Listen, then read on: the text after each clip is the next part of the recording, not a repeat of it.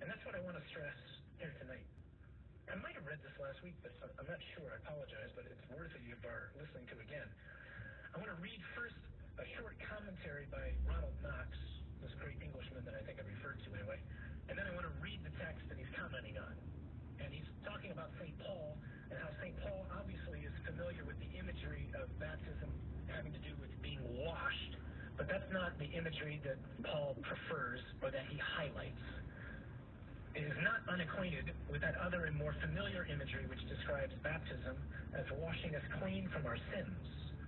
Titus says he saved us with the cleansing power which gives us new birth. But that is not his favorite way of talking, and I think for two reasons. Washing is something external to ourselves. We get rid of something on the surface that was never really part of us. Whereas the grace of baptism goes down to the very roots of our nature, restores us to a new kind of existence. And washing is a process we may repeat as often as we will. Baptism is not like that. It is a single, crucial moment like the moment of death. Dead, buried, and risen with Christ. That is our state when we have been baptized. We must not imagine when St. Paul uses a legal metaphor about death canceling all claims that he looks on this baptism death as a mere legal fiction. No, we must think of ourselves as dead to sin. Just let that sink in. We must think of ourselves as dead to sin and alive with a life that looks towards God. New life for St. Paul does not mean merely new habits of living or turning over a new leaf. It means that a new principle of life altogether has been implanted in us. So when we talk about what difference the sacraments really make, this is what Paul is talking about. A very new principle of life has been given to us. The reality is, for many of us, that's been true, but the faucet's been turned off. But the water's been flowing for decades. And for some of us right now, or maybe the water's been trickling, or maybe it's been rushing. We're all in different places, huh? But the reality is the call for the Lord is to keep opening up the spigot ever wider and let the new life, which has been flowing and is already in us, really begin to flow. So that the very power of God, which is already in you, can really take hold.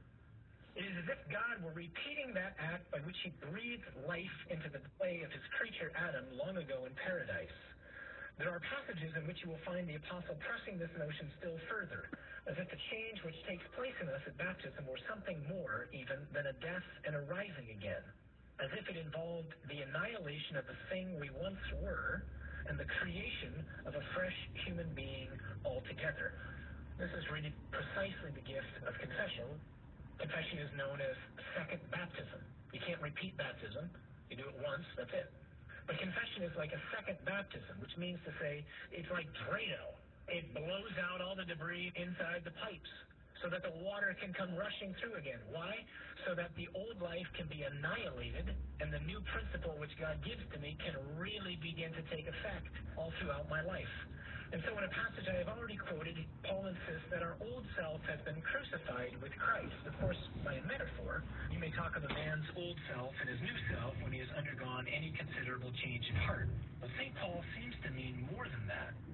Does he mean, we are tempted to ask, that the regeneration which comes to us with baptism undoes all the effects of the fall? That we no longer feel the sting of concupiscence, fancy word for the inclination to sin that we all have? That we are sealed irresistibly and automatically for heaven? No, it's not what he's telling us. On the contrary, in these very passages where he insists so strongly on the catastrophic effects of the new birth, he is pleading with us to live up to it and to be worthy of it. You must be quit now, he says, of the old self, whose way of life you remember, the self that wasted its aim on false dreams. You must be quit of the old self and of the habits that went with it. You must be clothed in the new self that is being refitted all the time for closer knowledge, so that the image of the God who created it is its pattern. He tells us that we have got to get rid of the old self, not that we are rid of it. The doctrine of the new birth is not an all-clear signal to tell us that the struggle with sin is all over. It's a call to arms, bidding us enter on the struggle because at last we have a chance of victory. That's the key. That's the really encouraging reality of the sacraments. It's not that don't worry, there's no more battles to fight.